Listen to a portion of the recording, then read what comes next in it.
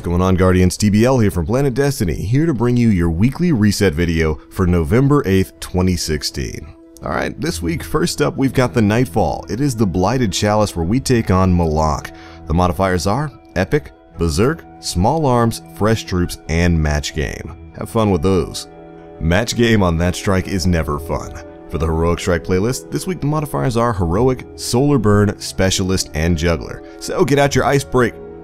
Never mind. The Crucible playlist this week are Freelance 6v6 as well as Mayhem Rumble. Should be a ton of fun in that. Also, don't forget, Iron Banner is going live later today, so we're also going to be having some Iron Banner control.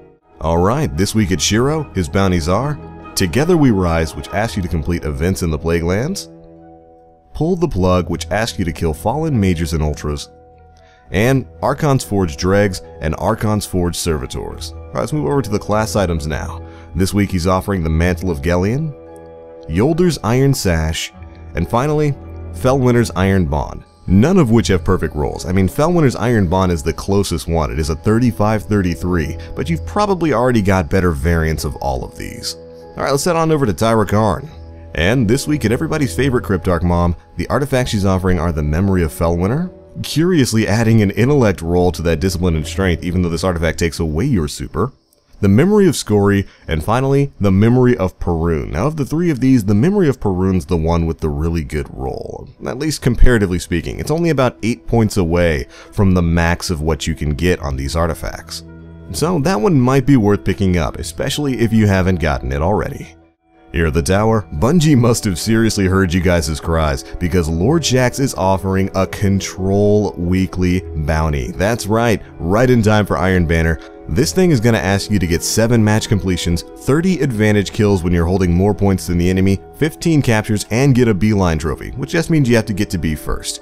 Alright, let's move on to the material exchange. This week at Eris, of course, she is taking Wormspore as usual. Dead Orbit will be taking Relic Iron donations this week. Future War Cult is accepting Spin Metal, and finally, the New Monarchy is accepting Helium Filaments. So go ahead and get your trades on. Alright, that's everything worthwhile to cover in the tower for this week. Let's head on over to the Reef and finish things up. This week's Challenge of Elders modifiers are Airborne, Berserk, and a Super Kill bonus, while the 3 bosses you'll be facing are the Wretched Knight, Kexus the Betrayed, and finally the Overmind Minotaur. While the 3 bounties this week will be asking you to earn points in the Challenge of Elders, get grenade kills in level 41 or Challenge of Elders, and finally to get void ability kills in either the level 41 prison or the Challenge of Elders. Alright, and that pretty much does it for you guys' weekly update vid. Now just to make note, neither Shiro the Speaker nor Varix had any perfect rolls on class items this week, so we just kinda glossed over those. But in better news, the Axis Challenge mode is live and apparently people are already getting it done. The confirmed method of clearing the challenge seems to require that you use a supercharge plate once per teleport and don't miss a single slam or supercharge. We'll definitely have a guide covering that here on the channel. But alright, that's it for your weekly update vid, Guardians. Thanks so much for watching, and as always, I am the Blacklink. You Guardians, stay frosty.